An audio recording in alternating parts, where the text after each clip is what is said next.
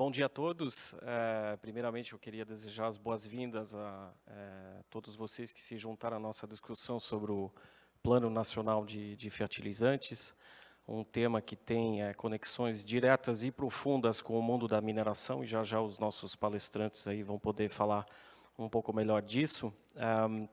Me apresentando rapidamente, eu sou o Arthur Liacre, sou executivo do Grupo Mosaic aqui no Brasil, responsável por áreas como assuntos corporativos, estratégia e desenvolvimento sustentável, ou ESG. Além disso, eu participo de várias organizações setoriais, sou membro do conselho do IBRAM, da ANDA, e tenho também um papel no Simprifert. Eu queria, antes de mais nada, apresentar os nossos painelistas aqui. Temos conosco o José Carlos Polidoro, que é o secretário executivo do Conselho Nacional de Fertilizantes e Nutrição de Plantas, diretamente ligado à Presidência da República, na Secretaria Especial de Assuntos Estratégicos. Estamos aqui com o Bernardo Silva, que é o diretor executivo do Simprifert, o Sindicato Nacional de Produtores de Matérias-Primas para Fertilizantes. Temos aqui o David Crispim, diretor de operações do Complexo do Salitre, no grupo Eroquem, e acredito eu que a gente teria o André Passos, teoricamente, conectando online, não sei se ele está conectado, que é o presidente executivo interino da ABIQUIM, Associação Brasileira de Indústria Química. Eu vou rapidamente deixar a palavra, obviamente, com os meus colegas aqui. Em termos práticos, nós teremos algumas exposições de cada um deles e logo em seguida nós teremos uma discussão e todos vocês terão uma chance de passar perguntas para a organização do evento, as quais me serão repassadas conforme elas chegam, e espero poder, enfim, fazer justiça a toda a curiosidade que vocês têm sobre esse tema do Plano Nacional de Fertilizantes. Talvez para ambientar essa discussão e ajudar a nortear ou fazer algumas provocações iniciais, eu queria talvez propor 4 eixos de reflexões ou 4 pontos que eu acho importante para a nossa discussão aqui.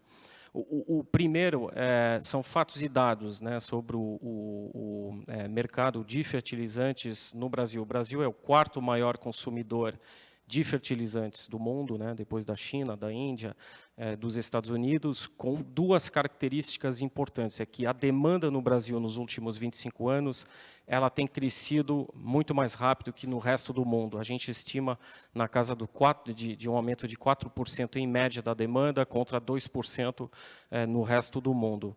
A segunda característica que eu acho que é importante a gente ter em mente aqui é que, conforme essa demanda aumentou, enquanto 25 anos atrás a produção nacional conseguia responder por mais ou menos 65% dessa demanda, já hoje são somente 10%.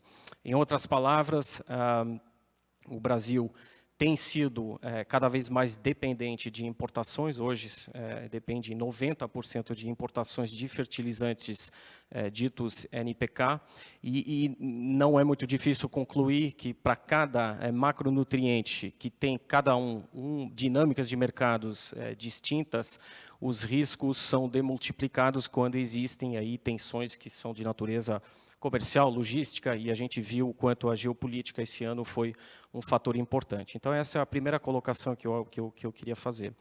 A outra colocação, que talvez olhar para o outro lado, né, da equação, esses 10% de produção nacional, a gente não pode esquecer. Temos aqui empresas brasileiras, temos aqui alguns colegas na audiência, internacionais, com longo histórico aqui no Brasil, muitas delas cotadas em bolsa até, e são empresas que hoje representam na casa de 30 mil empregos, que têm investido na casa dos 6,5 bilhões de dólares nos 7, 8 últimos anos na jurisdição Brasil em ativos de produção. Elas representam mais ou menos aproximadamente 20 operações distribuídas em 10 estados e são o 4º maior segmento da indústria química e o 5º maior segmento da indústria de mineração, ressaltando que o segmento de fertilizantes, no mundo da mineração, é o único que conecta a mina ao campo. Então, os dois setores absolutamente estratégicos, né, para a economia brasileira. E essas empresas não têm cansado, né, de investir em modernização, tornar as operações cada vez mais competitivas aqui no Brasil para atender parcialmente essa demanda crescente por fertilizantes NPK no Brasil. O terceiro ponto, talvez seja um pouco de futurologia aqui, mas a gente tem dados já bastante sólidos, na verdade, né? Quando a gente entende o presente, o futuro é o seguinte, né? Em 2050, a gente sabe que o mundo já comportará na casa dos 10 bilhões de pessoas. A produção de alimentos, obviamente, vai ter que acelerar muito forte, né? A gente estima que ela vai ter que mais do que dobrar. E não tem muitos países no planeta que têm essa capacidade, né, de ajudar o mundo a endereçar esse desafio sistêmico da segurança alimentar e da quantidade de alimentos. O Brasil, obviamente, é central nessa equação, ele tem um protagonismo muito grande, a gente já sabe hoje, segundo várias estimativas, né, que ele é responsável pela alimentação de entre 850 e 1 bilhão de pessoas. Imaginem em 2050 a responsabilidade que o país vai ter. Então, é fácil deduzir que esse elo da cadeia do agro, que é o setor de fertilizantes, com esse nível de dependência, ele vai ter que achar soluções para, enfim, consolidar a capacidade do Brasil a ajudar o mundo a produzir os alimentos de que precisa, né? E o quarto ponto, para concluir e abrir essa discussão, é que já existem desenvolvimentos bastante positivos que a gente vem observando nos últimos anos, né? Quem conhece um pouco o setor, viu uma evolução na área tributária em relação ao convênio 100, chamado hoje convênio 26, por determinação do CONFAS, de fazer evoluir, né, os impostos que incidem sobre o produto importado e produzido nacionalmente na direção de uma isonomia tributária, o que não era o caso. A gente viu evoluções de natureza regulatória, com o marco do gás, mais precisa ser feito, mas é um desenvolvimento positivo. A gente observa evoluções no campo legislativo, com o projeto de lei Profert, que está tramitando no Congresso, e já tinha falado para o Polidoro que eu usaria isso, né? Last but not least, o nosso Plano Nacional de Fertilizantes, que é a grande política de Estado, né, que integra todos esses aspectos para ajudar o Brasil a endereçar esse desafio da dependência externa, tanto via aumento de produção nacional, e ele vai poder falar com muito mais detalhe, quanto, enfim, iniciativas de inovação no campo para gerar maior eficiência, né? Então, essas são as colocações iniciais que eu queria fazer para ambientar essa discussão. A gente sabe o que temos hoje e conhecemos o tamanho do desafio, a gente sabe as macro tendências de longo prazo e o setor privado e o setor público precisam construir esse caminho, né, entre hoje e o futuro para endereçar o desafio da dependência externa. Então, eu submeto essa questão aos nossos painelistas aqui, cedendo a palavra, em primeiro lugar, para o Polidoro, para ele falar um pouco do PNF. Obrigado a todos.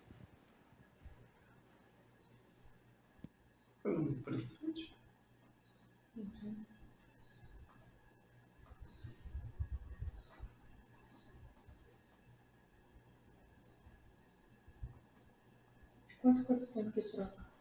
20, 30. Eu uso esse, não tem problema. Tá ok. Bom, senhoras e senhores, bom dia. Em nome da Presidência da República e dos membros do Conselho Nacional de Fertilizantes, em que temos aqui o Bernardo Silva, que representa o setor de produção privado de NPK.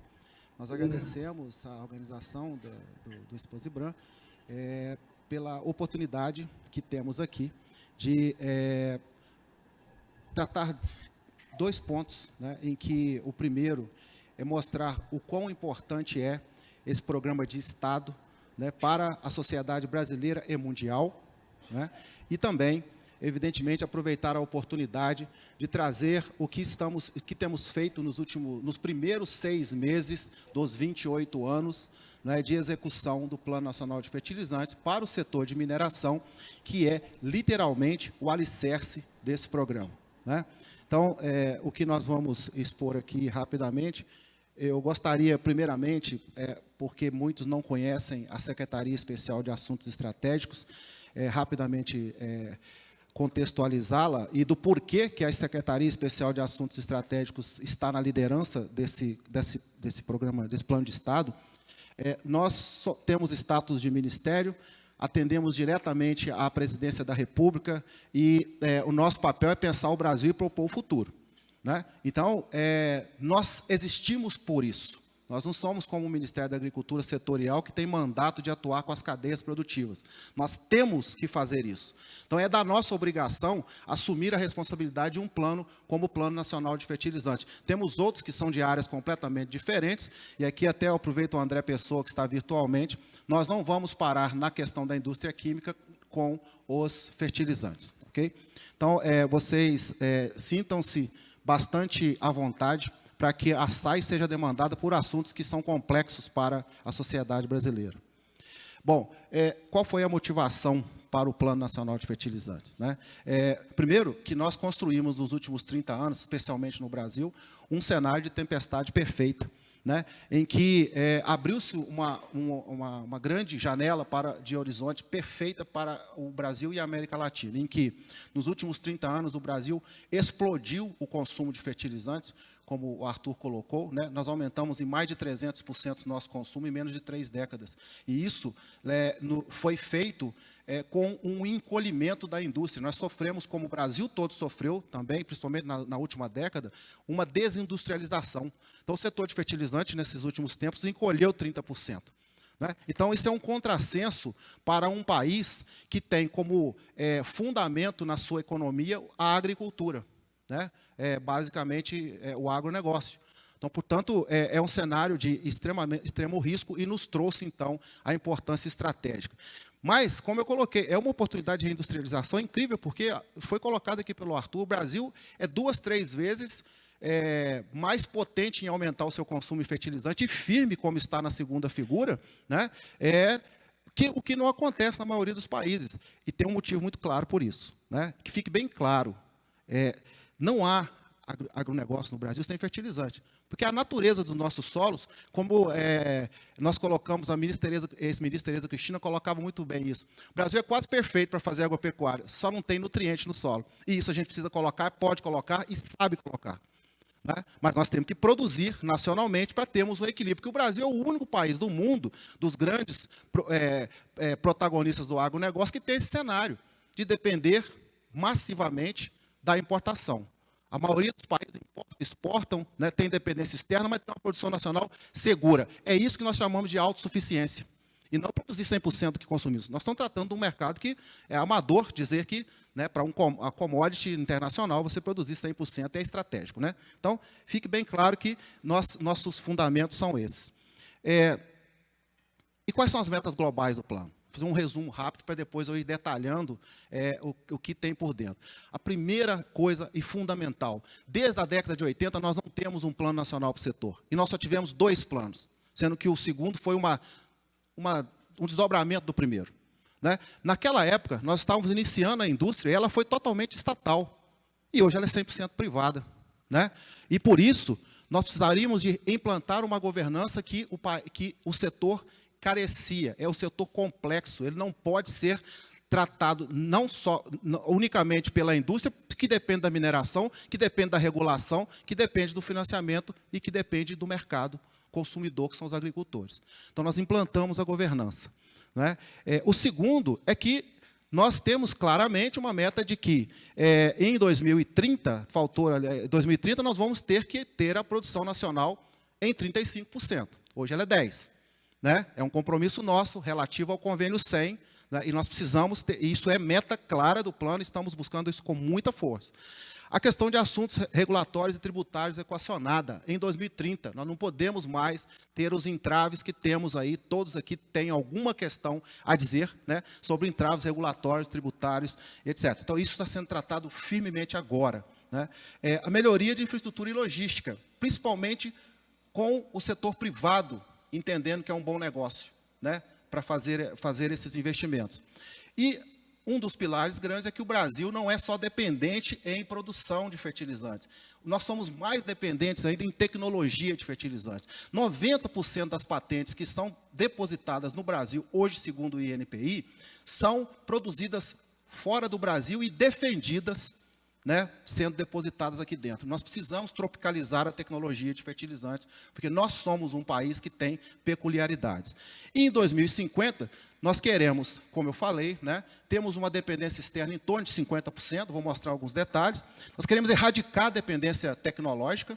Para isso, o Brasil deve chegar a ser um dos 5 países primeiro na inovação dessa cadeia.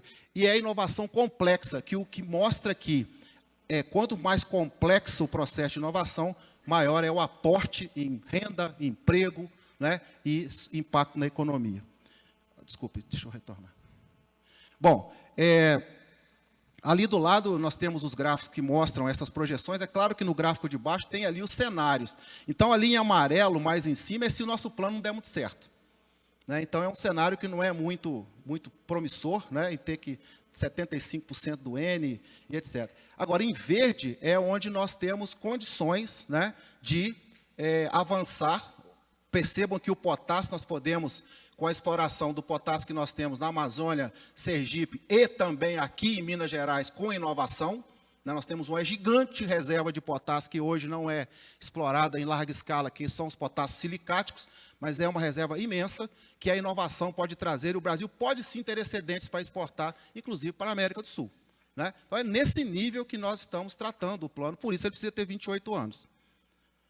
E nós tratamos isso, obviamente, de montar uma força motriz para construir uma ideia-força. Então, o plano tem 5 diretrizes. A ciência, tecnologia, inovação e a sustentabilidade ambiental. Né? Nossos projetos, o nosso plano enxerga os novos projetos, principalmente na ótica da sustentabilidade ambiental. A infraestrutura e logística dedicada ao setor, que não há isso no país, né? Até hoje, nós não tivemos planos de infraestrutura e logística dedicados ao setor. A melhoria do ambiente de negócio tem muito a ver com regulação e etc. Né? Obter vantagens competitivas para modernizar, reativar e ampliar a produção nacional de fertilizantes. Né? Então, nós já instituímos o Conselho Nacional de Fertilizantes, que eu vou dar mais detalhes daqui a pouco.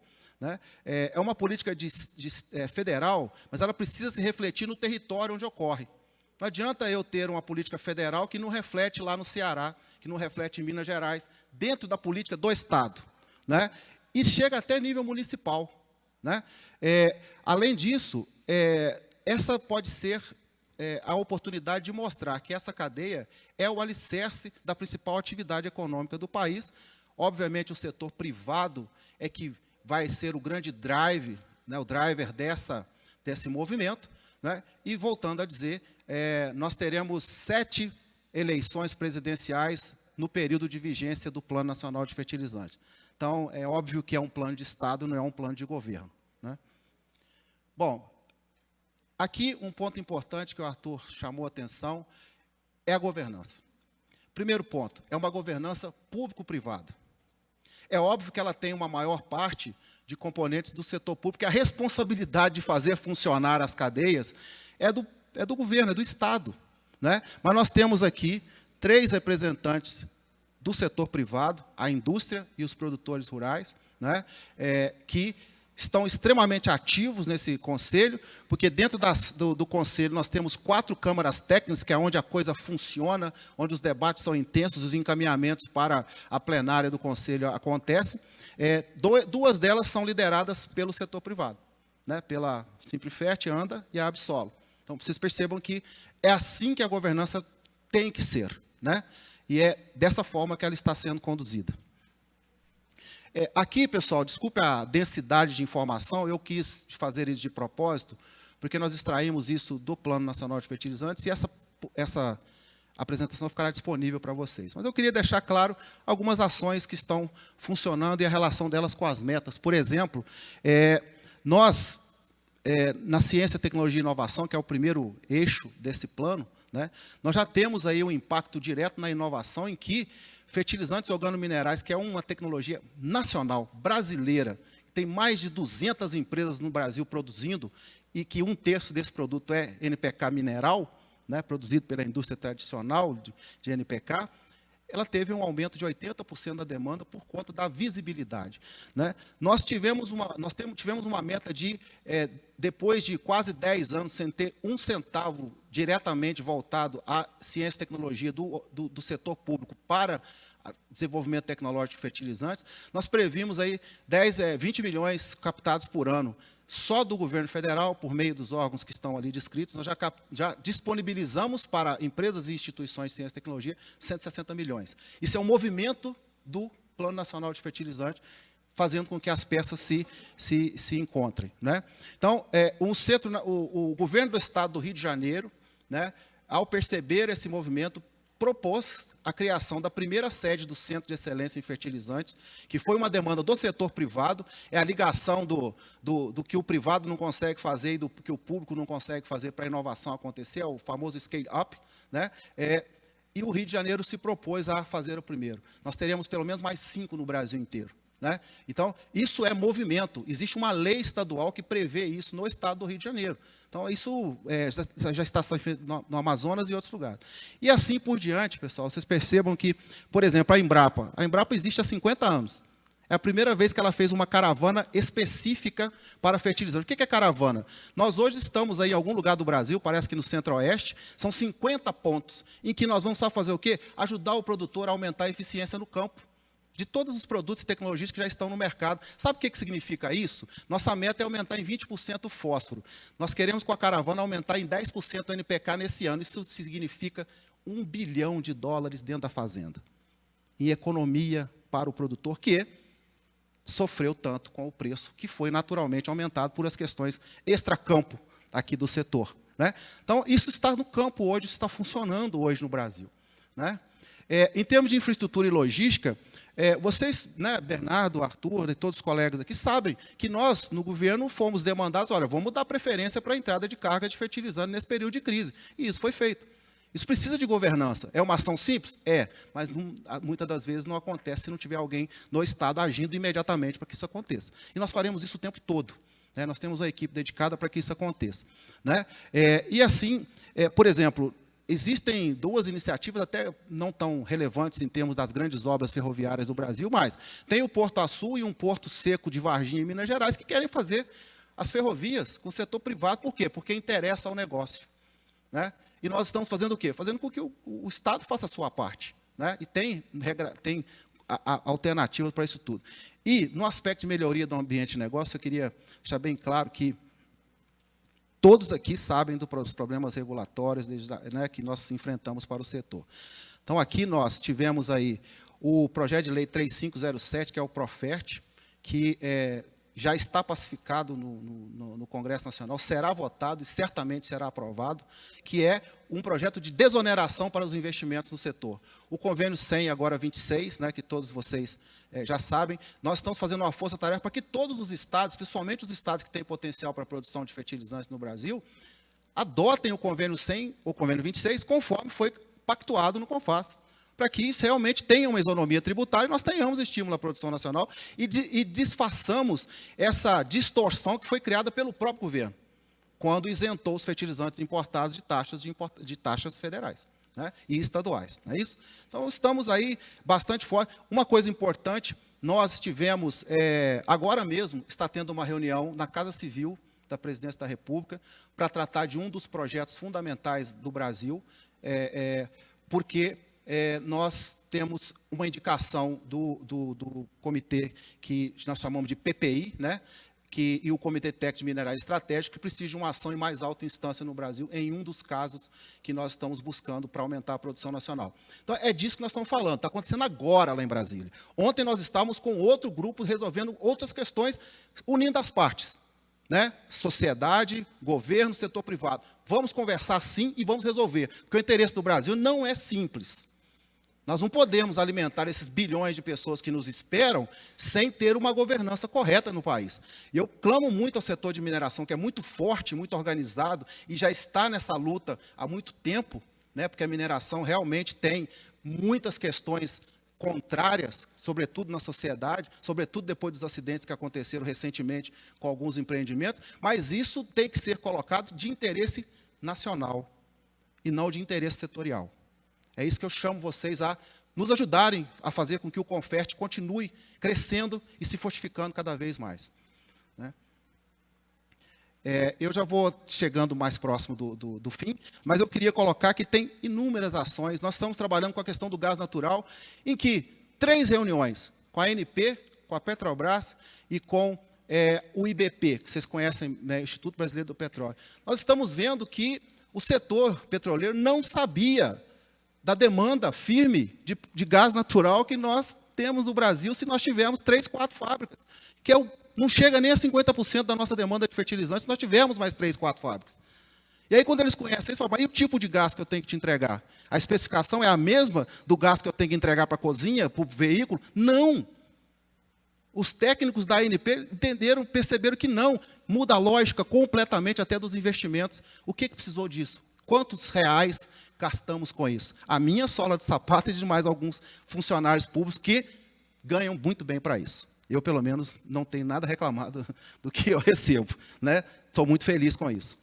Então, é disso que nós estamos falando. Nós trabalhamos com a diplomacia de fertilizantes, né, Bernardo?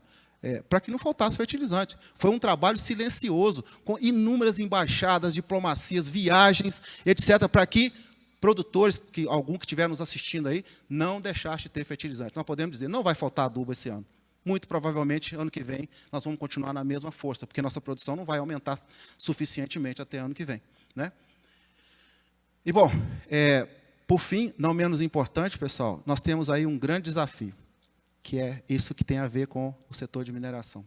Nós não temos jeito de, nos 2 itens aí, nós temos que aumentar a produção mineral de fósforo e potássio. Nós temos que aumentar o conhecimento mineral e nós temos que ter condições de fazer as explorações. E por isso precisa de investimento desse setor aqui. Sem isso aqui, sem atingir essas metas, nosso plano não atinge os seus objetivos. Né? Então, contem com o Confert para quaisquer que sejam as limitações que possam estar ocorrendo, que dependam do Estado, mas que dependam talvez de uma ação do Estado também, para que isso aqui ocorra. Estou jogando essa meta nas mãos de vocês. Essas 2 últimas, principalmente. Porque é importantíssimo, é fundamento para o plano. Ok? Nós, por isso, monitoramos hoje 40 projetos no Brasil, projeto de todos vocês aqui, David, o seu projeto está aqui da Euroquem, para que tudo dê certo, né, Galvani, etc. Né? Nós monitoramos isso ponto a ponto. Né? E temos aí desafios, pessoal. Nós precisamos perenizar a governança. Né? Nós temos que tirar esse imediatismo dessa cadeia. Nós temos que espelhar a política federal em estados e municípios. Amazonas, que não produz 1 quilo de fertilizante e tão pouco usa, terá a 2ª lei estadual de fertilizantes. Porque lá precisa do Estado cuidar do seu território e dos seus recursos naturais. Senão, nós não conseguiremos fazer essa quebra de paradigma. Né? E o setor privado não é cliente nem alvo do Plano Nacional de Fertilizante. Correto? Fique bem claro para todos que o setor privado é parte integrante e muito forte dessa política. Nós temos que acabar com o efeito do alívio imediato, da morfina. Vamos resolver o problema de hoje para amanhã. Não é assim, não podemos seguir assim. Né? E aqui acho que, eu já coloquei, pessoal, eu vou deixar, já falei essa questão do gás, só uma coisa para finalizar. Espera-se que o Brasil seja uma potência agroambiental. Né? Esperam que nós aumentemos nossa produção em 40% em 2027. Não é 2050, não. É 27, segundo a FAO. Né? E nós temos uma legislação que faz com que nós tenhamos 60% do nosso território preservado. É lei, não é opção só, é lei. Então, pessoal, se nós não fizermos o Plano Nacional de Fertilizantes acontecer, eu vou passar para o último slide aqui. Desculpem. Nós não teremos paz, de maneira alguma. E nós estamos com uma guerra que não acaba. Né? Se a fome aumentar, esses continentes aí, nenhum deles é o continente americano. Porque o Brasil ainda é o país que tem excedente de alimentos. Né? E sem fertilizante, nós não teremos nem para nós, nem para o excedente. E eu não estou falando só de milho, soja, carne. Eu estou falando de arroz, feijão, hortaliça, fruta, leite. Tá certo? E principalmente dignidade. porque nós tivemos uma pandemia e que as pessoas aumentaram, né, a sua vulnerabilidade a passar fome. E nenhum ser humano com fome, tá certo, tem capacidade de exercer seu papel como cidadão. Eu gostaria que o setor de mineração entendesse a grande importância que é a mineração dentro do Plano Nacional de Fertilizante. Obrigado, pessoal.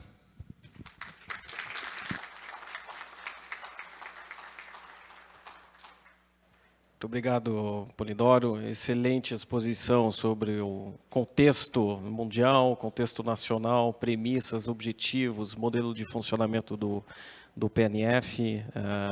Exposição muito clara. Obrigado. Bernardo, eu deixaria a palavra contigo agora para trazer uma visão setorial. Obrigado, Arthur. Bom, em primeiro lugar, queria agradecer ao IBRAM pelo convite de estar aqui hoje. É uma honra a gente poder apresentar um pouquinho da visão do setor privado, da indústria nacional de fertilizantes, e fazer aí uma conexão com o universo de mineração. Antes de começar, também queria, em nome do Simprifert, parabenizar não só o Polidoro aqui representando a SAI, mas o governo brasileiro, pelo excelente trabalho feito. Né? Como ele bem mencionou, o Plano Nacional de Fertilizante é um plano de Estado, uma visão de longo prazo, é um benchmark internacional. O Brasil está tomando a liderança na construção de políticas como essa. Então, a gente tem que ter muito orgulho e agradecer o empenho do governo e a visão do governo em relação a isso. Eu queria começar a minha apresentação dando um passo atrás. Né? Eu não sei até que ponto todos estão familiarizados com o setor de fertilizante, a cadeia de fertilizante. Né? E eu queria também destacar algumas mensagens que eu vou tratar na minha apresentação. Né? Em primeiro lugar, né, como bem colocou o Polidoro, o fertilizante é hoje o insumo que isoladamente mais contribui para a produtividade agrícola no Brasil e no mundo. É importante a gente frisar isso. Né? Sem fertilizante não há agricultura no Brasil ou no mundo, né? Mas principalmente no Brasil, que tem terras com baixo teor de nutrientes, né? e, portanto, requer o uso intensivo de fertilizantes. O segundo ponto, já destacado pelo Arthur, é a posição do Brasil, né? A incômoda posição do Brasil. Né? Hoje, nós somos o quarto maior segmento da indústria química, né? Como vocês podem ver no gráfico aqui. A indústria de fertilizante fica entre a indústria química e a indústria de mineração e faz a ponte da mina ao campo ou do poço ao campo, no caso do gás natural. Né? E hoje é uma indústria que emprega quase 30 mil pessoas de norte a sul do país e é, portanto, um setor bastante robusto, com empresas robustas, nacionais e internacionais, atuando com total compromisso com o país.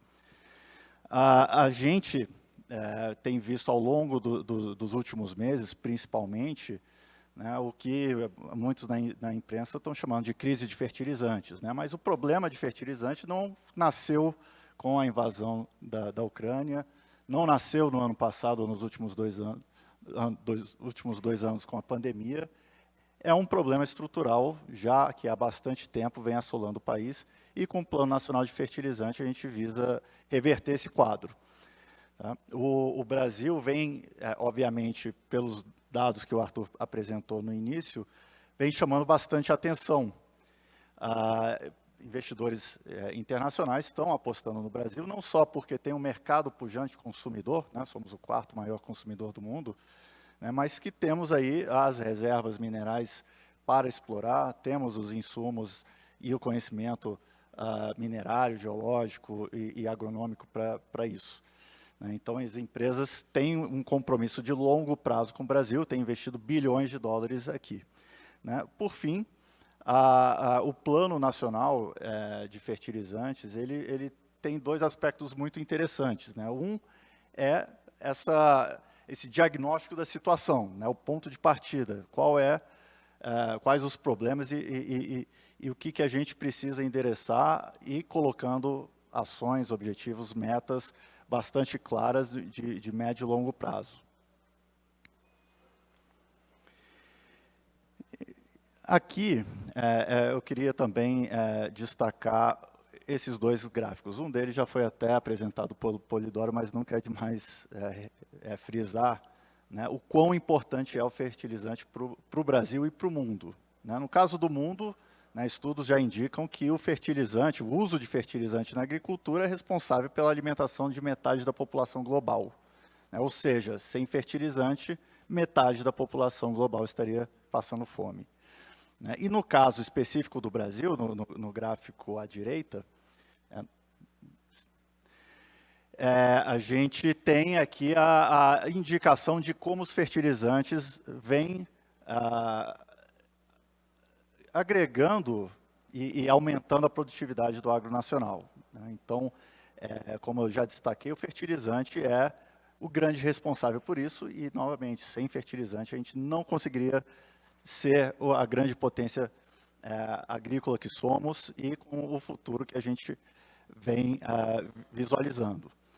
Tá? Mas por que esse assunto agora está chegando à imprensa, ao público geral, né? Os políticos estão falando sobre o assunto, Congresso, né? O fertilizante agora é a bola da vez em termos de indústria nacional, né? E aqui eu coloco algumas notícias, algumas headlines aí de jornais e imprensa ao redor do mundo, mostrando que eles estão pensando como a gente. A indústria de fertilizante é, de fato, estratégica para o mundo, não apenas por questões de segurança alimentar, mas por segurança nacional. Né? O fertilizante, ele, apesar de ser uma commodity global, ele é concentrado, a sua exploração é concentrada onde tem reserva mineral, e não são todos os países que têm esse privilégio. Né? O Brasil tem bastante recurso para isso e temos que explorar, portanto, isso para que a gente não apenas possa garantir, né, a produtividade do agro, a sustentabilidade econômica e ambiental do agro brasileiro e, por consequência, a economia brasileira, mas também a questão de soberania nacional. Né? A gente tem visto que o fertilizante tem sido, eu não diria, aqui no caso eles mencionaram uma arma, né, no contexto geopolítico mundial, mas ele tem sido, sim, usado nessas disputas geopolíticas e que, em eventuais continuidades ou mesmo novas situações de conflito, né, a pandemia também criou gargalos logísticos, podem impactar o futuro do Brasil em termos de desenvolvimento econômico. Né? E aqui no Brasil, como é que a gente está em comparação com outros países? Né? Esses dois gráficos, trata aqui dos maiores consumidores de fertilizantes do mundo. O Brasil está em 4º lugar, e no outro gráfico, né, os países com o maior volume de importação de fertilizantes. O Brasil é o maior importador de fertilizantes do mundo. Né? A gente não pode estar sujeito a essa dependência de um insumo tão estratégico para o país e para o mundo. Né? O mercado global ele vem aumentando, a demanda de fertilizante vem crescendo em função da necessidade já apontada aqui pelo Polidoro de aumento da produção de alimentos. Né? E enquanto a gente tem essa perspectiva de aumentar em 40%, se não me engano, lá até 2027, a nossa produção agrícola, a gente é apenas responsável por 2% da produção global de fertilizantes. Né? O consumo, como apontou o Arthur, no Brasil ele cresce a uma taxa que é o dobro da taxa média anual do resto do mundo. Né? Então, mostra que o Brasil tem sido, sim, um mercado interessante para se investir e tem um mercado promissor para os próximos anos. E aqui nesse mapa a gente tenta aqui colocar um pouquinho em contexto a situação do Brasil. Né? Nenhum outro grande produtor agrícola do mundo tem tamanha dependência externa de fertilizantes. Né? Apesar do Brasil ter aí 5, quase 6% do agro em relação ao PIB, a gente tem 90% de dependência externa. Os outros países, nossos concorrentes, por sinal, têm uma dependência muito menor do que a nossa, né, em alguns países quase que, né, China, Rússia, por motivos aí de recursos naturais disponíveis, tem quase que autossuficiência completa de fertilizante. Então, o Plano Nacional de Fertilizante, ele é de suma importância, dado esse contexto em que vivemos, né? Então, portanto, nós temos que colocar a indústria de fertilizante e a reversão desse quadro como prioridade estratégica para mitigar eventuais impactos futuros ocasionados por inúmeras situações que estão fora do Brasil, né, e tentar aqui resgatar a nossa indústria para que a gente tenha mínima disponibilidade de fertilizante para o nosso agricultor, né. Ao longo dos últimos 25 anos, a gente vem percebendo a deteriorização da indústria nacional em relação à importação por uma série de fatores, né. Eu apontaria aqui, principalmente, algumas políticas públicas que incentivam a importação e não a produção nacional, mesmo tendo aqui empresas que têm total capacidade de transformar as nossas riquezas naturais em fertilizante e em desenvolvimento para o país, né? Então, além da gente carregar todo o custo do Brasil, que todo mundo conhece, né, é quase como uma doença crônica do país, que a gente precisa ajudar a reverter, a gente tem algumas políticas equivocadas que foram, ao longo dos últimos 25 anos, colocando em vantagem os nossos competidores internacionais, né? Se vocês olharem aqui na primeira coluna desse gráfico, em 1996, a gente produzia mais fertilizante do que importava. E foi a partir de 97, com a implementação do Convênio 100, como mencionado pelo Arthur e pelo Polidoro, que esse quadro começou a mudar, né? A gente passou a não ter tanta atratividade para os investidores e produzir localmente, porque é mais vantajoso importar, é mais barato importar, né? Então, a gente não pode continuar com essa mentalidade. Nós temos condições, temos que explorar o que a gente tem no país e ajudar o Brasil a se desenvolver. Aqui eu queria mostrar um pouquinho mais para aqueles que desconhecem, né, esse absurdo do que é essa política de subsídio dado ao produto importado, né? O Convênio 26, que foi implementado, o Convênio 100, que foi implementado lá em 1997, né, por 25 anos praticamente, isentava o ICMS de fertilizante importado, enquanto o produtor nacional pagava aí entre 8,4% e 4,9% de ICMS, né, para tirar um fertilizante, por exemplo, de Minas Gerais e levar para o Mato Grosso, você paga 8,4%, enquanto você trazer da China, do outro lado do mundo, você paga zero, com zero imposto de importação e uma série de outros benefícios, né? Então, foi com a atuação do setor privado, do governo federal e de vários estados, né, Sergipe, Ceará, foram 2 estados que lideraram a mudança desse quadro para que a gente passasse a convergir para uma isonomia tributária que vai se estabelecer a partir de 2025, enfim, criando um jogo, ou tentando criar um campo de jogo nivelado para os projetos nacionais de fertilizantes, né? Então, a gente tem aqui essa convergência quase que, né, paulatina até chegarmos aí à alíquota isonômica, né? E se a gente olhar o quadro mais amplo de tributação, né, o Convênio 26 trata exclusivamente de ICMS, né, esses dados aqui do próprio IBRAM, junto com a Ernst Young, mostram como é que qual é a carga tributária, o peso tributário em cima da exploração de fosfato e potássio no Brasil, né? O Brasil é, de longe, o país que mais tributa a mineração de fosfato e potássio no mundo, né, o que é absolutamente impensável e não podemos permanecer nessa situação, né? Então, nesse trabalho feito pelo Plano Nacional de Fertilizante, foram um ano e meio quase, desde o início dos trabalhos de entrevistas e elaboração do do plano, que foi lançado em março, a gente viu alguns avanços serem consolidados, né? O marco legal do gás natural foi implementado, tentando aí baratear o custo da matéria-prima, não apenas para uso energético, somos uma indústria altamente intensiva em energia, mas também o gás natural como insumo para o próprio fertilizante.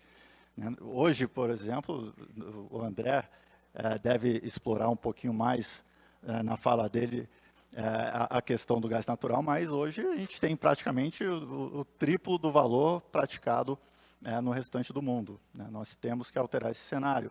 O Plano Nacional de Fertilizante é um marco importante, mas a gente não para por aqui, né? São 28 anos que a gente tem pela frente, então a gente precisa consolidar, né, esse trabalho para que os próximos governos mantenham os avanços que foram feitos. A gente não pode retroceder, né? O próprio Convênio 26, né, ano a ano, a gente vai ter que ir trabalhando com os estados para que ele seja devidamente internalizado, né? E outras medidas vão precisar ser colocadas aqui num horizonte de curtíssimo prazo para que a gente possa concretizar todas essas metas estipuladas no Plano Nacional. A gente elencou algumas principais, né, o próprio Profert, que é uma política de tributação, de um regime especial de tributação para a indústria de fertilizante, visa desonerar os investimentos, tanto de novos projetos, mas principalmente também de projetos atuais. A questão do licenciamento ambiental é de suma importância. A gente tem visto, né, projetos importantíssimos para o Brasil, de bilhões de dólares de investimento, de emprego e de renda para o país, parado por conta de licenciamento ambiental. A gente tem que também fazer um trabalho de mapeamento geológico, né, pesquisa mineral, para entender a fundo quais as condições que a gente tem para explorar essas riquezas. E, por fim, tratar de infraestrutura, porque é um setor que depende muito de uma logística bastante eficiente e barata, né? Recentemente eu vi um dado que me impressionou, né? Com a implementação de uma política nova chamada BR do Mar, que visa fomentar a cabotagem no Brasil, né? A gente teve recentemente a primeira, 2 meses ou 3 meses atrás, a primeira movimentação de fertilizante no Brasil feita por cabotagem, apenas 3 meses atrás, né? O que um navio representa em relação a isso, né, do que poderia ser visto, né, se fosse feito por vias rodoviárias, que é a via tradicional, equivaleria a, até onde eu vi, 4.000 caminhões circulando em rodovias brasileiras. Então, a gente precisa fomentar essa infraestrutura logística e também gasodutos para o escoamento da produção de gás natural no Brasil, né? E se todas essas políticas forem implementadas e a gente conseguir atingir as metas do Plano Nacional de Fertilizante, a indústria calcula que os investimentos necessários para atingir essa meta, né, com as condicionantes da implementação dessas políticas, é algo em torno de 120 bilhões de reais. Então, é realmente algo fantástico que o Brasil não pode perder a oportunidade, né, como faz rotineiramente, né? Então, eu queria fechar a minha apresentação com algumas mensagens, né, que eu listei aqui. Mas a principal é essa mensagem da foto. Hoje o Brasil, ele tenta correr com uma bola de ferro presa ao pé, enquanto os outros países que entendem a indústria de fertilizante como estratégica, tratam ela como tal. Então, o plano visa dar essa visão de longo prazo, visão estratégica. Não é à toa que o plano foi criado e está sob a gestão, né, do guarda-chuva da Secretaria de Assuntos Estratégicos da Presidência da República, tá? Não podemos manter o status quo. A gente vai ter que, sim, trabalhar para que as políticas estruturantes, né, não são políticas conjunturais, como bem apontou o Polidoro, que vão resolver o problema. A gente tem que olhar o futuro, na nossa visão, é bastante interessante para o Brasil, tá? Então, eu queria agradecer a oportunidade de falar um pouquinho sobre a nossa visão. O Simplifert conta aqui com o apoio de diversas empresas de calibre internacional, né, e fiquem à vontade sempre para nos procurar, caso precisem de qualquer coisa em relação a fertilizantes. Muito obrigado.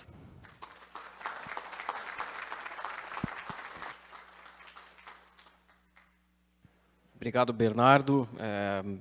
Exposição clara, pleitos claros, né, do setor. Nós temos aí em torno de 40 minutos sobrando para o nosso painel. Queria dar a palavra agora para o André, que está com a gente online. André, se você está nos ouvindo, a palavra é contigo. Bom dia a todos, bom dia aos colegas aqui. Antigamente nós falávamos de mesa, né? Agora, colegas de cadeira aqui no palco. Eu estou virtualmente, já começo me desculpando aí por não ter conseguido participar presencialmente, mas agradeço aí o convite para participar da Expo IBRAM, o convite do IBRAM. Os colegas que me antecederam aqui, Polidoro e Bernardo, falaram praticamente tudo que tem para falar da questão de fertilizantes em geral, né? Eu vou me concentrar no tema dos fertilizantes nitrogenados, mais especificamente no ponto focal para nós, da Associação Brasileira da Indústria Química, que é o tema do gás, como o Bernardo colocou aqui, né? Sem o gás a preço, sem oferta de gás suficiente e a preço competitivo, o Brasil será incapaz de vencer os desafios fixados pelo Plano Nacional de Fertilizantes. O próprio Plano Nacional de Fertilizantes, que é um grandioso e significativo avanço em direção a nós resolvermos o problema da dependência de fertilizantes no Brasil, estabelece esse ponto crucial para ser resolvido, né? Então, nós temos essa grande questão para ser superada, o tema do gás para a indústria química brasileira não é só um tema ligado a fertilizantes, mas é fundamentalmente um tema ligado também ao tema de fertilizantes, né? Então, nós precisamos superar esse grande desafio de ter oferta suficiente de preço competitivo para conseguir estruturar uma indústria química pujante no Brasil e dentro dessa uma indústria de fertilizantes sustentada, né? Sustentada e que consiga reduzir aí a nossa dependência aos níveis que o Polidoro apontou aqui. Não é pretensão nossa sermos autossuficientes no tema de fertilizantes ou na produção de qualquer químico, né? A nossa pretensão é ter uma âncora no Brasil que nos defenda dessas oscilações mundiais, tá? Não são só questões geopolíticas, são questões naturais e questões técnicas, tá? Além da questão geopolítica que nos afeta hoje diretamente na questão dos fertilizantes, nós, por conta dessa dependência extrema, também somos afetados por paralisações de plantas, por plantas produtivas, né? Por eventos climáticos. Então, nós estamos sujeitos aí a toda sorte de circunstâncias, de contingências por conta dessa dependência. Pode passar, por favor, a próxima lâmina. Eu estou à distância aqui. Aqui uma pequena apresentação do que é a indústria química brasileira. A indústria química brasileira gera 2 milhões de empregos diretos e indiretos, é a 6ª maior indústria do mundo, é o 3º maior setor industrial do PIB. Ela tem um mercado, o mercado brasileiro é um mercado significativo, nós estamos falando de 188 bilhões de dólares de mercado local, e o nosso faturamento líquido da indústria química no ano passado, 2021, foi 143 bilhões de dólares. Então, nós sabemos produzir, nós somos competitivos da porta para dentro, dentro dos nossos sites. Nós precisamos, no Brasil, vencer desafios regulatórios, vários deles estão lá definidos, inclusive no Plano Nacional de Fertilizantes. para que o industrial brasileiro, para que o setor produtivo brasileiro consiga responder a esse grande desafio que é reduzir a dependência na produção de químicos e, em especial, de fertilizantes. Próximo, por favor. Bom, hoje, no entanto, nós importamos, não é só uma realidade do mercado de fertilizantes, é uma realidade do mercado de produtos químicos. Hoje nós importamos, hoje aqui eu falo, o ano passado fechado, 2021, 46% de todos os produtos químicos produzidos no Brasil. Entre eles, fertilizantes e defensivos agrícolas. Então, é uma realidade da química como um todo, esse problema da dependência exagerada em relação às importações. É um problema que a gente, cuja solução, em geral, está depositada fundamentalmente em dois pontos, né? Matéria-prima disponível em quantidade suficiente, em volume suficiente, e questões relacionadas ao peso tributário, né, como já foi apontado aqui para o caso específico de fertilizantes, para quem nos antecedeu. Né? A química brasileira ela consome cerca de 30% do gás produzido ou importado no Brasil.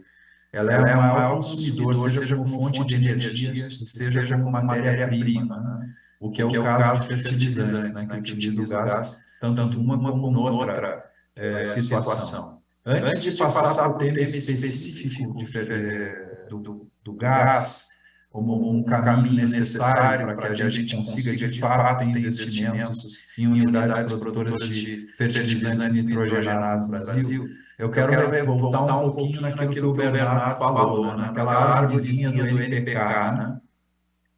De onde ele vem para onde ele vai. No caso dos nitrogenados, ele vem basicamente do gás, né? Do gás natural que o Brasil produz aqui na nossa costa e tem reservas abundantes desse produto também, né? É uma realidade que o Brasil tem, boa parte dos produtores de fertilizantes no mundo não tem, e nós temos aqui. Mas além da questão do gás natural utilizado para a produção de amônia e ureia, nós também temos um produto importantíssimo para a produção de fosfatados, que é o ácido sulfúrico. Né? O ácido sulfúrico é um derivado do enxofre. O enxofre, 80% da produção dele vem do processo de refino do petróleo. E a nossa produção de ácido sulfúrico no Brasil, não só no Brasil, no mundo, está num ponto de gargalo. Está num ponto de desequilíbrio entre oferta e demanda.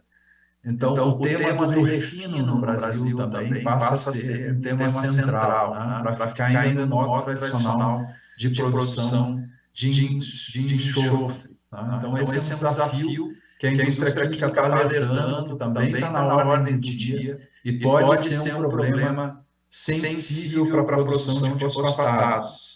O ácido sulfúrico é a matéria-prima necessária para a produção de superfosfatados, enfim, uma série de produtos de fertilizantes dessa cadeia. Então, é bom que nós passemos também a prestar atenção nesse item. Não adianta a gente aumentar a mineração, é importantíssimo, mas também temos que aumentar a produção de ácido sulfúrico no Brasil para enfrentar esse desafio, e isso passa por aumentar a capacidade produtiva de refino no nosso país. Tá? Então, gás e refino, e a gente volta a problemas estruturais que o Brasil tem que resolver. E são problemas relacionados fundamentalmente a questões regulatórias.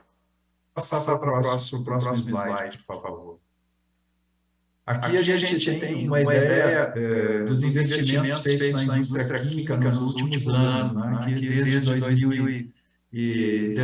início dos anos 2000 até o período mais recente. A indústria química investiu em torno de 2 bilhões de dólares anuais e passou a investir menos de 500 milhões de dólares anuais. Isso é um reflexo do nosso custo do Brasil, em especial da elevação do custo das matérias-primas e da nossa carga tributária e do nosso custo de energia.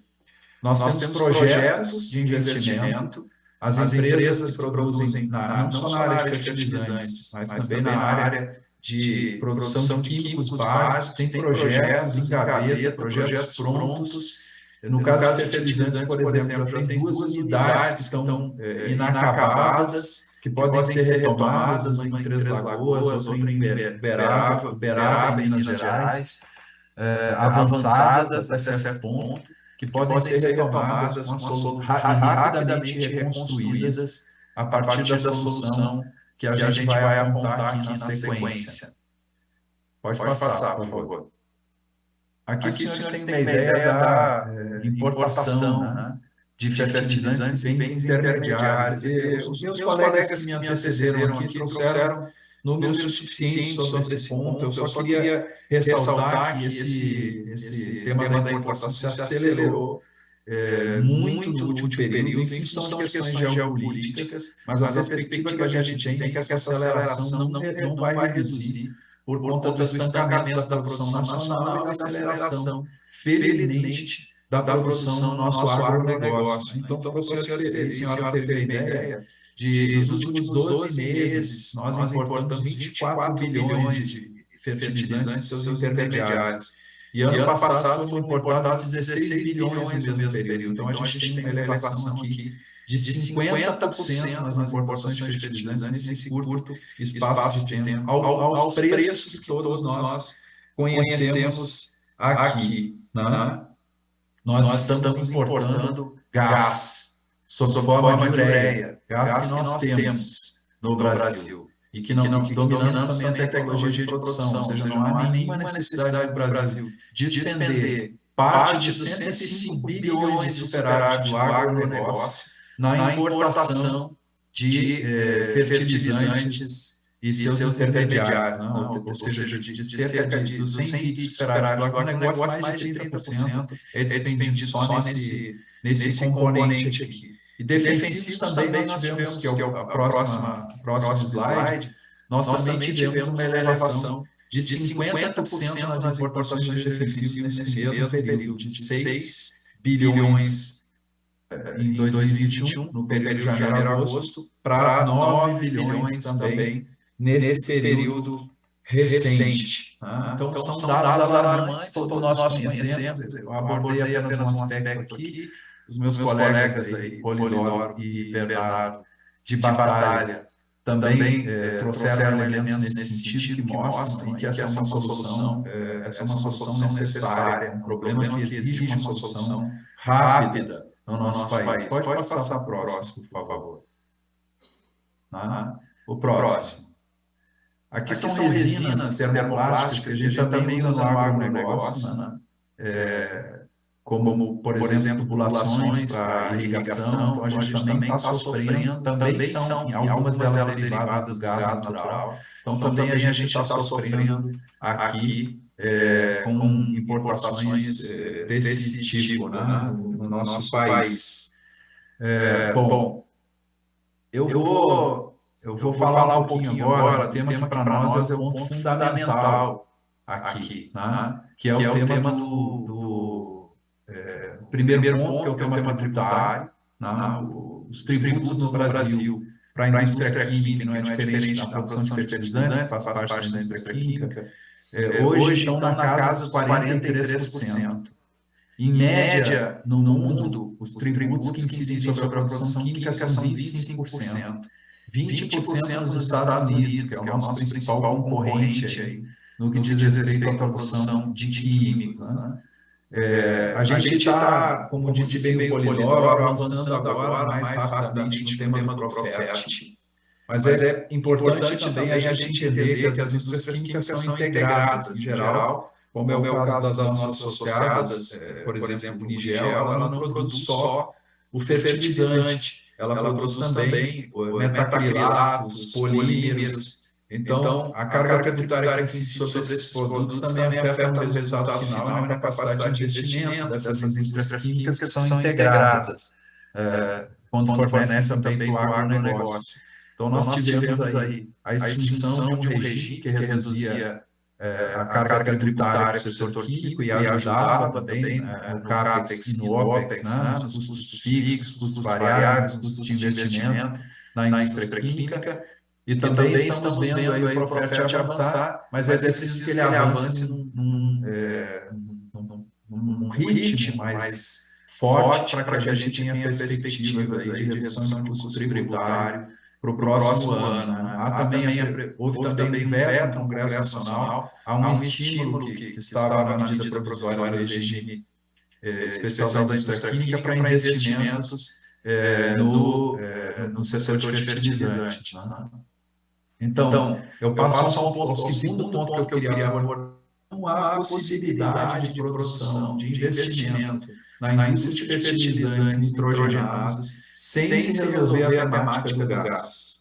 Estudos do BNDES, da EPE, apontam que para haver produção de fertilizantes nitrogenados, como 80% do custo de produção deles é gás natural, de amônia e ureia, nós precisamos de um gás a cerca de 4 a 6 dólares o milhão de BTU. Né? Como o Bernardo falou, nós estamos hoje situados na casa do triplo, do quádruplo disso, né?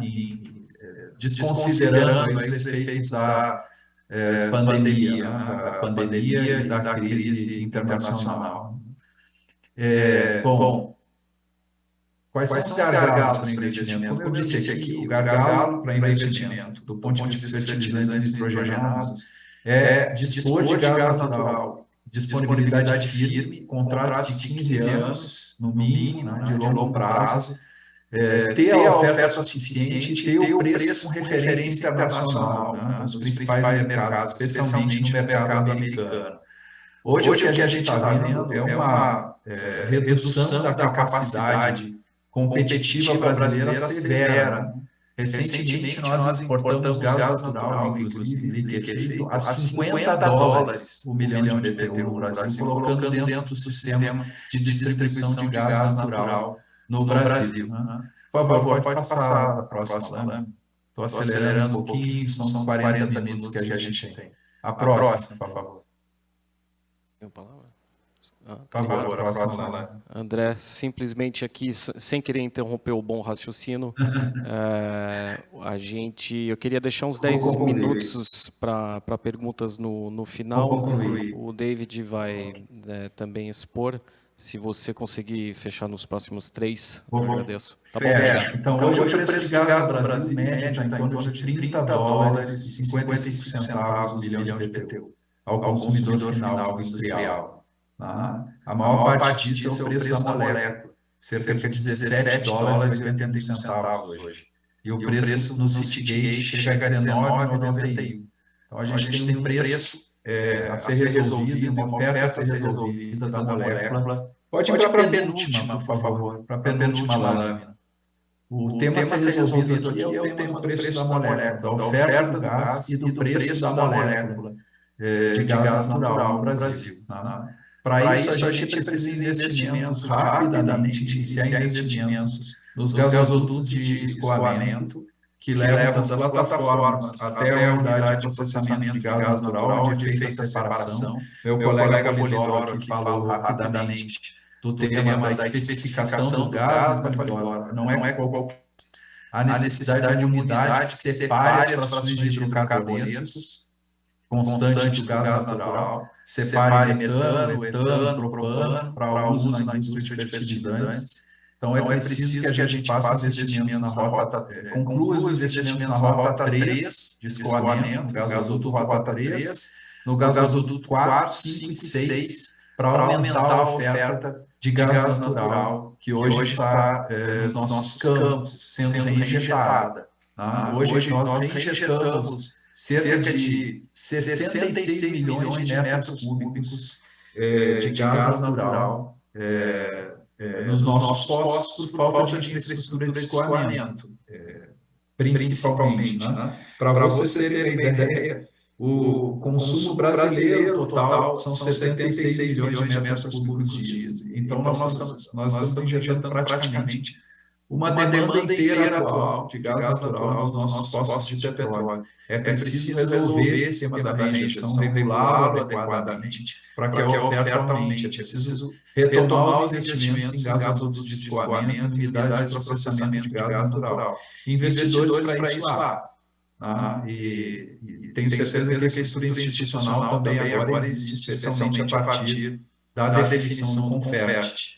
E com essa boa sinalização do nosso colega Polidoro aqui, de que nós iremos, inclusive, adiante do tema do fertilizante, porque para a gente viabilizar uma demanda firme de gás natural, além do fertilizante, a gente tem que dar também tratos aos investimentos defensivos agrícolas e em químicos básicos, para que a gente possa gerar, incluindo, uma demanda na indústria química possível de 24 milhões de metros cúbicos de gás dia, e viabilizar economicamente esse escoamento dos nossos postos até a costa, dos nossos postos, dos nossos campos até a costa brasileira.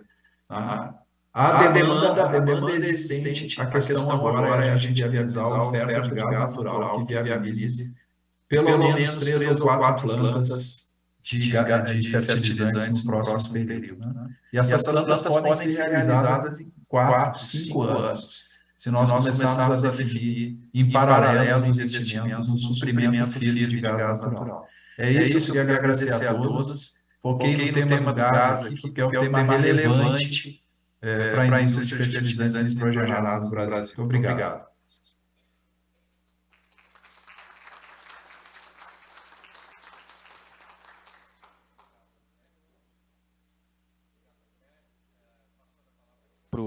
Para o David nos trazer uma visão da Aeroquem, e talvez antecipando uma pergunta que eu até faria por questões de tempo, né?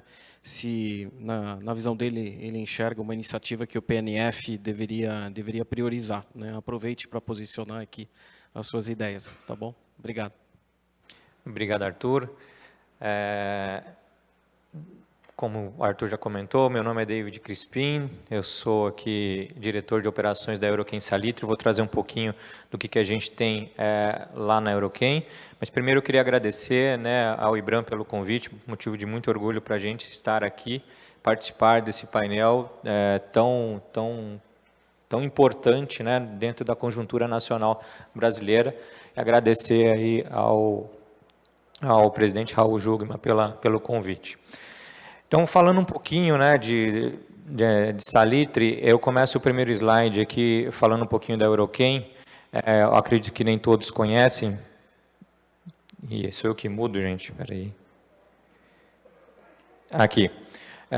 O que é a Aeroquem, né? A gente está dentro aí desse conceito da mina à mesa. Tá? A Aeroquem é uma empresa líder global de fertilizantes no mundo, nas 3 commodities, é uma das poucas empresas que produz N, P e K no mundo inteiro. Tá? Nós temos aí 28 mil pessoas trabalhando ao redor do mundo e hoje produzimos aí cerca de 16 milhões de toneladas de fertilizantes. Tá? Em 5 minas diferentes, sendo uma delas Salitre, que é o que a gente vai mostrar aqui. Minas de fosfato e de potássio, tá? Que são as fortes distribuídas nesses lugares, entre 9 fábricas de fertilizantes na Europa e ao longo do mundo, e algumas aqui no Brasil, e a gente tem uma presença bastante forte. Esses 16 milhões de toneladas de fertilizante representa 5% da produção mundial. Tá? E o Brasil, né? Como é que a gente está distribuído no Brasil? Esse gráfico está proposital aqui, a gente vai falar um pouquinho sobre a pergunta aqui do Arthur, né, o que bastante incomoda. A gente está presente, começando aqui pela Argentina, não por ser mais importante ou menos, mas porque tem uma unidade, isso é mais fácil de explicar. A gente tem uma unidade lá na Argentina que distribui uma parte do nosso fósforo lá. E no Brasil, a Aeroquem entrou em 2016 com a compra da FTO, nesses pontos amarelos, tá? Com uma atuação bastante forte aí no Nordeste, Centro-Oeste e Norte do país. A bolinha azul é Serra do Salitre, é o projeto Serra do Salitre, que faz parte do PNF, que está aqui na cidade de Serra do Salitre, próximo a Patrocínio, né, no Alto Paranaíba. E as bolinhas vermelhas é a aquisição de 51% do Grupo Eringer no Brasil, abrangendo aí grande parte da região Sudeste e Sul, fechando, né, a influência em todo o país. Então, a gente tem hoje aí cerca de 2.000 pessoas trabalhando conosco, distribuído em todas essas unidades, e aqui eu trago um pouquinho do que para a gente é bastante relevante, né, quando a gente olha a distribuição no país. A gente opera em alguns portos, a gente traz aqui os principais, né, no norte do país, que é onde entra o maior volume, que é Vila do Conde, Itaqui Hidrovias, distribuindo aí volumes, né, para nossas unidades aí de Barcarena, São Luís, Querência, Porto Nacional e Sinop. E aqui eu faço uma ponte, né, ao que os colegas Arthur e Polidoro trouxeram. É mais barato, devido à conjuntura nacional, às vezes trazer fertilizante do Egito, entrar ali por Vila do Conde e colocar lá em Querência, no Mato Grosso, do que produzir alguma coisa em Minas Gerais ou Goiás e mandar para o Mato Grosso. Então, é uma incongruência isso, né? E é isso um pouco do que o plano traz. E um outro aspecto importante, bastante relevante aqui para a gente, 80% do que a gente distribui no país é importado, né? Por essas rotas que vocês estão vendo aqui. E o navio ele chega nos portos e dentro do país ele é distribuído caminhão, né? E todos nós sabemos que nossas vias elas não são as melhores do mundo. E tem um ponto bastante relevante aqui, né, que eu não sei se vocês sabem, que eu aprendi isso no congresso da ANDA 3 semanas atrás. Um ticket médio de um caminhoneiro no Brasil é 1.200 quilômetros. Isso é muita coisa quando a gente olha o tamanho do país. E sendo que a gente poderia distribuir isso via trem ou via cabotagem, como o Bernardo colocou aqui, que a gente tem dezenas de rios distribuídos no país, mas a gente não tem infraestrutura para distribuição. Então, esse é um tema bastante relevante, né, para que as distribuições sejam de forma mais rápida e barata, né? Porque isso vai naturalmente baratear o produto na ponta. Eu entro aqui em Serra do Salitre, né? Serra do Salitre é um projeto integrado, da mina à mesa, né? Onde a gente vai produzir aí 1 milhão de toneladas de fertilizantes, tá? Para isso, a gente tem que produzir 1.200 milhões de toneladas de concentrado fosfático, que vem de uma mina, e a gente precisa produzir 1 milhão de toneladas de ácido sulfúrico, como o colega André colocou, que é uma base importante aí para os fertilizantes, e mais 250 mil de ácido fosfórico, que é quem vai fazer a solubilização desse fósforo para o agricultor. Isso representa 15% da nossa produção de fósforo no Brasil. Hoje está na casa de 6 milhões, como o Bernardo colocou, a gente vai colocar mais indo a 7. E aqui a gente mostra um pouquinho da nossa licença para operar, tá? E eu faço uma alusão aqui à mineração. Ontem eu vi uma palestra bastante importante, que a gente precisa na mineração, né, mostrar que, na verdade, a mineração é um vetor para a preservação ambiental.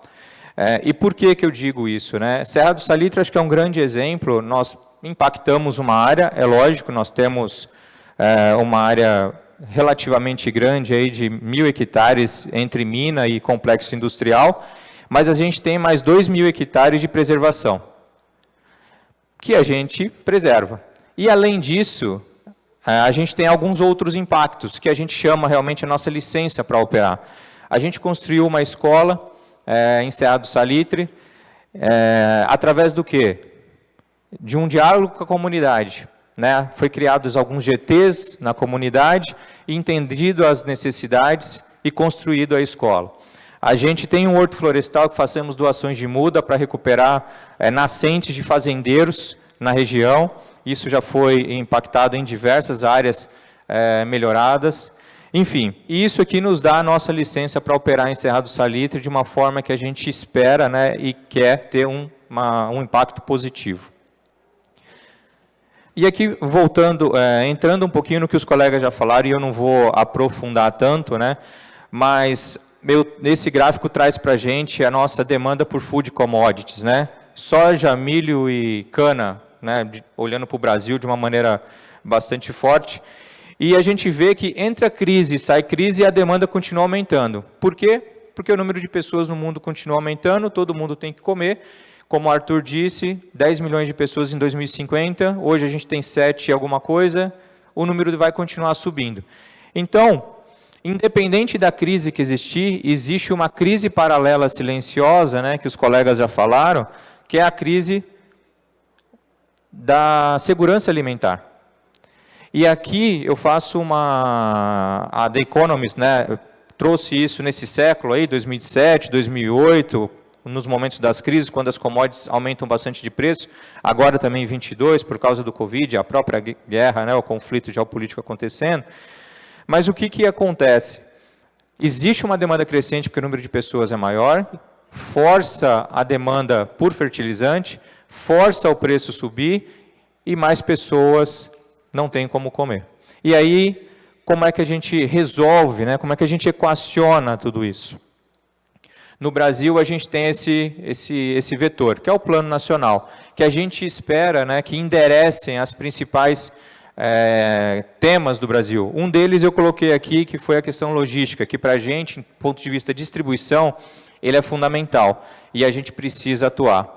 E tem um outro deles, olhando mineração, que, como eu disse, né, a gente tem que olhar a mineração como um vetor para ser preservação ambiental e não olhar de uma forma negativa. Mas, para isso, né, a gente precisa mudar a nossa mentalidade e fazer com que os licenciamentos eles sejam mais ágeis. Porque a gente sabe aqui, né, quem é do setor de mineração sabe isso muito bem, ninguém abre uma mineração no mês que vem. Não é verdade? Uma mineração, eu tenho que pensar ela em 5, 10 anos para abrir, para depois rodar mais 20, 30, 40, depende da vida, né, dessa reserva. E para isso a gente tem que ter um mapeamento geológico acontecido para entender o que acontece.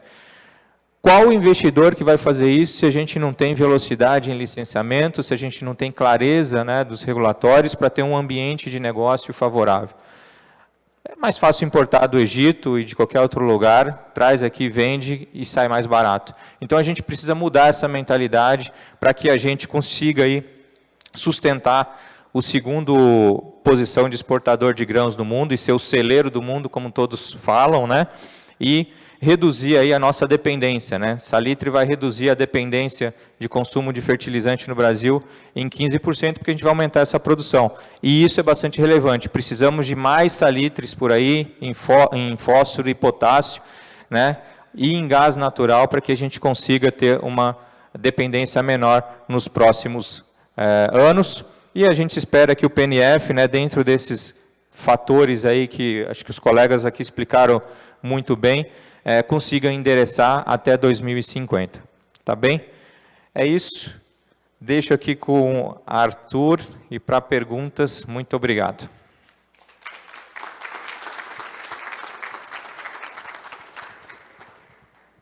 Muito obrigado, David. Muito bom ver como é que vocês estão olhando aí para o desenvolvimento desse projeto em Salitre. A gente tem alguns minutos sobrando aqui para perguntas.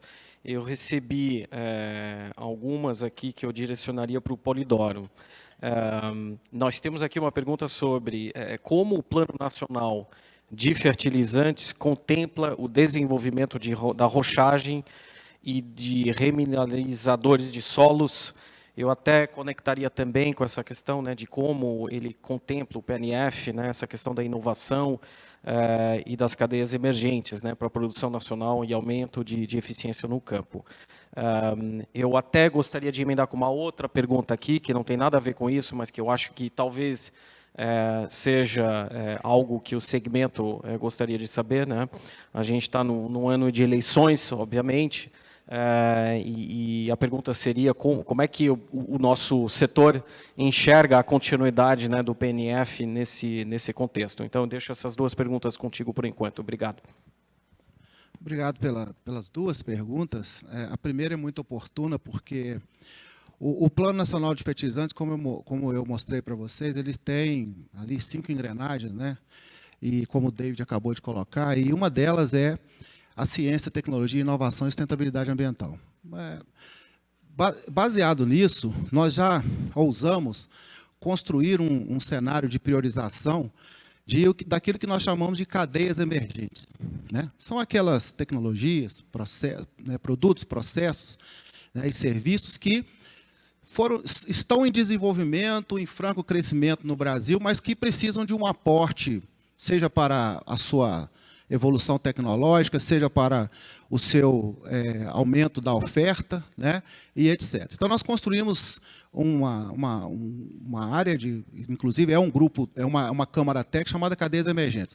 Os remineralizadores, para quem fez a pergunta, faz parte de uma das 5 cadeias emergentes que nós destacamos no Plano Nacional de Fertilizantes. Outras são fertilizantes de base orgânica, outras são bioinsumos, bioprocessos, biomoléculas, outra está ligada a resíduos da indústria de mineração. Eu vejo colegas aqui que têm empresas de base tecnológica que estão aproveitando aquilo que a indústria tradicional não consegue, né, no seu processo hoje, aproveitar do recurso mineral e transformar isso em produtos.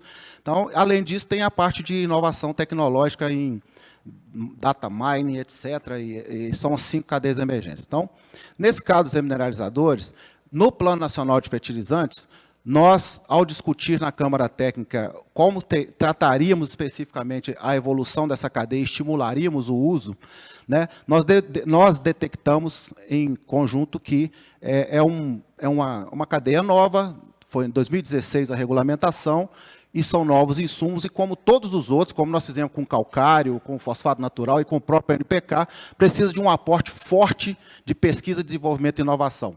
Principalmente no que diz respeito à validação agronômica em todas as condições edafoclimáticas que o Brasil tem, né? O Brasil é um continente, então eu não posso pensar que um produto regional, como é o caso dos remineralizadores, vai funcionar de norte a sul.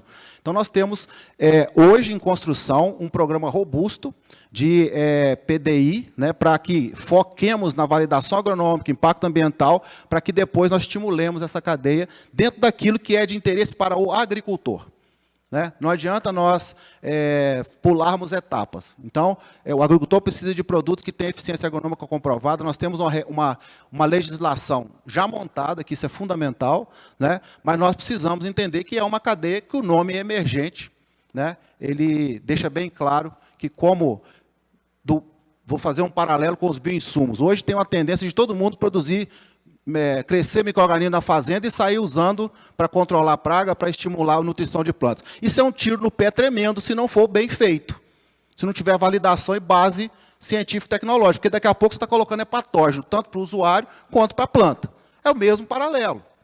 São insumos novos, pessoal, não tem milagre, né? Então, essa é a nossa posição no Plano Nacional de Fertilizantes, considerando que nós temos uma geodiversidade imensa e não podemos ignorá-la.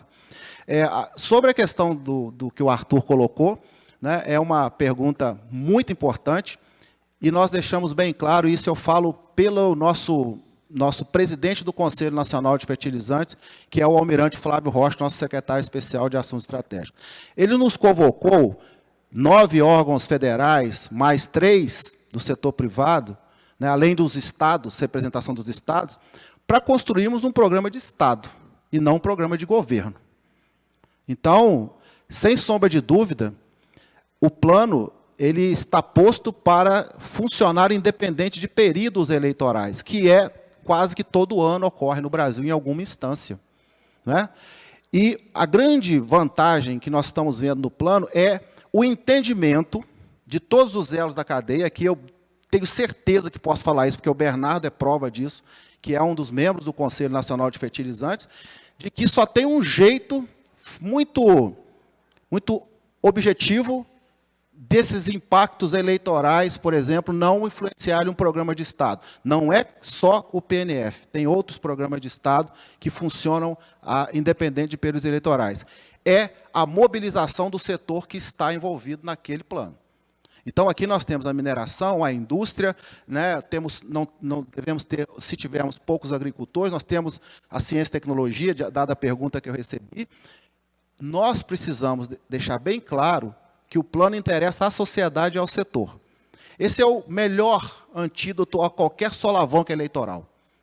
Mas podem ter certeza, o compromisso do Estado brasileiro, do qual eu faço parte, é com um plano de 28 anos, que está publicado num decreto 10991 de 2022, que lá tem não só diretrizes e objetivos estratégicos, também tem metas.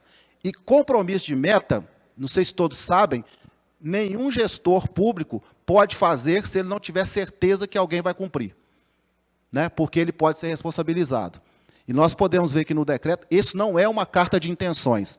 Quando você coloca metas e tem um documento público de quase 200 páginas, que é um relatório de um grupo de trabalho que tem 80 metas e 100 e poucas ações, cronometradas, diz que é compromisso formal. Isso não pode ser quebrado da noite para o dia. Né? Então, considerem que nós, como Estado, temos um compromisso com o setor, mas nós precisamos, fortemente, do setor também se manifestar, quando for oportuno, de quão importante é você ter programas de Estado sendo executados como de Estado, e não como de governo. Perfeito, obrigado, Polidoro. A organização está me assinalando que a gente teria mais 5 minutos. Pelo relógio aqui, a gente não tem 10 segundos, então mais 5 minutos. Ok, perfeito. Eu queria aproveitar esse tempo de sobra e pedir talvez respostas curtas e concisas até para o Bernardo e o André. Uma pergunta que eu teria para o Bernardo é quais são os riscos que teremos que mitigar para que o PNF atinja seus objetivos? Essa seria a pergunta para o Bernardo. Enquanto o Bernardo responde, a pergunta que eu teria para o André, eu acho que você, de certa forma, já cobriu isso, mas a gente queria ouvir, talvez de novo, de maneira ressaltada, né? Se você pudesse destacar um ponto fundamental para viabilizar investimentos na produção de fertilizantes nitrogenados no Brasil, qual seria? E aí, eu deixo agora a palavra com o Bernardo. Obrigado. Obrigado, Arthur. Eu acho que o maior risco é esse que a gente colocou aqui, que é, de fato, o risco de voo de galinha. Né? A gente fez um trabalho importante, a gente fez um trabalho relevante, né? O governo enxergou o problema, né, e a gravidade da situação, e a gente não pode ficar sujeito, né, a mudanças de entendimentos políticos. Né? É fundamental que a gente tenha, né, continuidades, a previsibilidade que projetos de mineração e de gás natural demandam. Né? Então, eu diria, e não apenas na esfera federal, do executivo federal, mas do legislativo, que vai mudar também, né, dos governos estaduais, que têm, né, um papel fundamental para isso. Então, eu diria que o risco é esse. Né, e não podemos perder a oportunidade. Obrigado, Bernardo. André, se você puder comentar sobre esse aspecto que eu perguntei. Obrigado. Sim. Primeiro, fazendo minhas as palavras do Polidoro e do Bernardo, né? O Plano Nacional de Fertilizantes tem metas claras para 28 anos. Ele é um plano de Estado, foi construído a várias mãos, com a contribuição do Simprefert, da ANDA, da Biquim, enfim, do próprio IBRAM. Então, tem aqui as vozes do setor produtivo de fertilizantes registradas nesse plano nacional. Certamente o setor continuará apoiando o cumprimento dessas metas. Então, é uma agenda de Estado e a gente tem que tratar dessa maneira, né? Então, fazendo coro a isso. O ponto fundamental é reduzir a distância, aumentar a oferta, primeiro, de gás no Brasil, né? Com os 50 milhões, 46 milhões de metros cúbicos produzidos hoje, localmente no Brasil, não é possível sustentar esses projetos de ampliação de capacidade produtiva, seja em fertilizantes, seja em outros químicos. Né? Então, a gente precisa fazer essa riqueza sair dos campos do pré-sal para a costa brasileira. Segundo, reduzir a distância e aumentar a oferta aí com um papel fundamental nisso. Quanto mais oferta, mais baixa preço. Né? Então, reduzir a distância dos 30 dólares por milhão de BTU de hoje para os 8 dólares por milhão de BTU que são pagos nos Estados Unidos. É uma distância aí que está quase na casa das 5 vezes hoje já, Polidoro, né? Então, é uma distância brutal, e Bernardo. É claro que tem questões geopolíticas envolvidas nessa distância de preço, mas normalmente a distância é em torno de 3 a 4 vezes, e a gente tem que, no Brasil, aproximar isso, escolhendo os marcos regulatórios adequados para garantir oferta suficiente e preço competitivo de gás no Brasil. Muito obrigado. Alguma coisa que você gostaria de comentar, David?